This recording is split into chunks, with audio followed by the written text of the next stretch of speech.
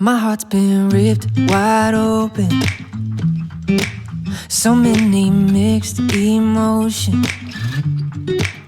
It's like I finally know. 안녕하세요. 오늘의 컨텐츠는 제가 지난 다이어트를 하면서 했던 사소한 습관들에 대해 말씀드리고자 합니다. 이전까지의 컨텐츠에서는 운동 루틴이나 식단 조절 등에 대해 주로 다뤘었는데 오늘의 영상에서는 운동 루틴이나 식단 조절이 아닌 그저 일상 속에서 신경 썼었던 자잘한 부분들에 대해 말씀드리고자 합니다.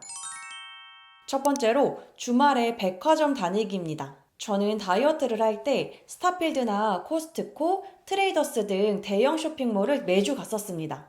쇼핑을 하기 위한 목적보다는 걷기 위한 목적으로 갔었어요. 다이어트를 할 때 이렇게 쇼핑몰을 걸어 다녔던 게 꽤나 도움이 됐었습니다. 대형 쇼핑몰에는 워낙 구경할 게 많기 때문에 운동복도 구경하고 운동화도 구경하고 식품 코너에서는 다이어트 식단으로 좋은 제로 칼로리 음료나 소스 등 성분 좋은 식단들을 구경하면서 두세 시간은 뚝딱 걸어 다닐 수 있었습니다. 게다가 주말에는 한 끼 정도 치팅 식사를 했었는데 치팅식을 먹고 이렇게 오랜 시간 걸어 다니면서 칼로리도 소비하고 쇼핑몰을 구경하면서 스트레스를 풀곤 했었습니다. 다이어트를 장기적으로 하다 보면은 정말 일상생활에 유희가 줄어들어요. 일상에서 먹고 즐기는 게 큰 유희인데 이 부분이 제한되다 보니까 무언가를 구경하는 즐거움으로 대체했던 것 같습니다. 그래서 저는 다이어트를 하는 기간 동안 거의 매주 복합 쇼핑몰을 걸어 다녔습니다. 두 번째는 침실을 안막으로 만들었습니다. 저는 화창한 햇빛을 쬐는 걸 정말 좋아해요. 그래서 해가 정말 쨍쨍할 때는 커튼을 다 치고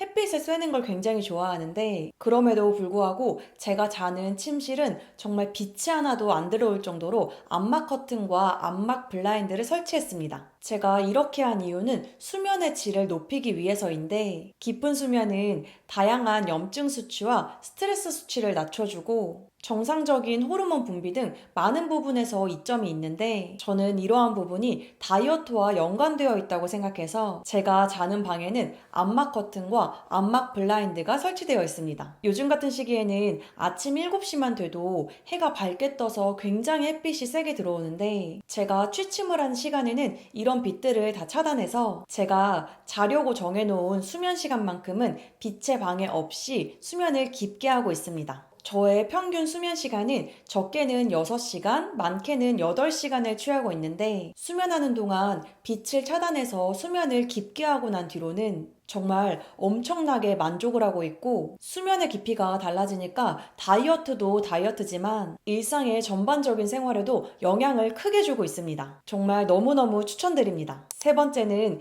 여러 종류의 다이어트 음식, 간식 등 식료품을 많이 샀습니다. 닭가슴살로 예를 들면 다이어트를 할 때 맛있는 닭가슴살을 좀 추천해달라고 주변에서 종종 듣고는 하는데 그럴 때마다 저는 주로 새로운 브랜드의 닭가슴살을 드셔보라고 말씀을 드립니다. 요즘은 다이어트 식품 업체들의 경쟁이 워낙 치열해서 칠리맛 닭가슴살, 수비드 닭가슴살, 데리야끼 맛 닭가슴살 등등 수백 수천 가지 종류의 닭가슴살이 있습니다. 그러다가 정말 너무 맛있는 혁신적인 닭가슴살을 발견하면 와 이거면 정말 맨날 먹을 수 있고 다이어트 쉽게 할 수 있겠다라는 생각을 하곤 하는데 언제 그랬냐는 듯이 불과 며칠이 지나면 물리고 질리는 게 다이어트 식단입니다. 이럴 때 다른 브랜드의 제품을 먹으면 또 혁신적이라고 생각해서 며칠, 길게는 몇 주를 이어가곤 합니다. 이런 식으로 다양한 브랜드의 다양한 다이어트 제품을 사서 번갈아 가면서 이것저것 섞어 먹는 것이 다이어트를 장기적으로 이끌어가는 데 도움이 됐습니다. 그래서 닭가슴살 별의별 맛 다 시켜보고 프로틴 쿠키도 초코 맛도 시켜 먹어보고 쿠앤크 맛도 시켜 먹어보고 그리고 딸기 맛도 시켜보면서 이것저것 시켜 먹어보면서 입 터짐을 예방할 수 있었고 고칼로리 고열량의 음식으로 눈길이 새어나가는 것을 예방할 수 있었습니다. 제가 어느 날 문득 생각이 든 건데 저의 냉동실에 이미 사놓은 닭가슴살들이 굉장히 많았는데 또 새로운 닭가슴살을 알아보다가 한 개에 1,700원, 1,800원 하는 것을 보면서 아 살까 말까? 살까 말까 고민을 했던 적이 있었는데 배달 음식은 3만 원, 3만 5천 원 하는 것들을 덜컥 시키면서 1,700원, 1,800원 하는 다이어트 식단을 살까 말까 고민하는 저의 모습을 보면서 되게 모순적이다라는 생각이 들어서 그 후로는 정말 다양한 브랜드의 다양한 다이어트 식단들을 시켜서 먹어보고 있습니다. 닭가슴살 여러 종류 담아서 한 20개 정도 시켜도 족발 한번 시켜 먹는 가격과 동일하더라고요. 이런 다양한 다이어트 식단, 다이어트 간식들이 배달 음식을 시키려고 할 때마다 방어를 많이 해줬습니다. 네 번째는 규칙적인 물 마시기입니다. 저는 이런 1리터씩 들어가는 대용량 물통을 사서 늘 물을 채워서 다녔습니다. 이 물통은 이런 식으로 시간대별로 마킹이 되어 있는데 제가 이걸 보면서 8시에 이만큼, 9시에 이만큼, 10시에 이만큼 칼같이 지키면서 물을 마셨던 건 아니고 대략적으로 오전에는 내가 물을 이만큼 마셨고 오후에는 물을 이만큼 마셨구나 이렇게 보면서 수시로 물을 마셨습니다. 수시로 이렇게 물을 충전해주면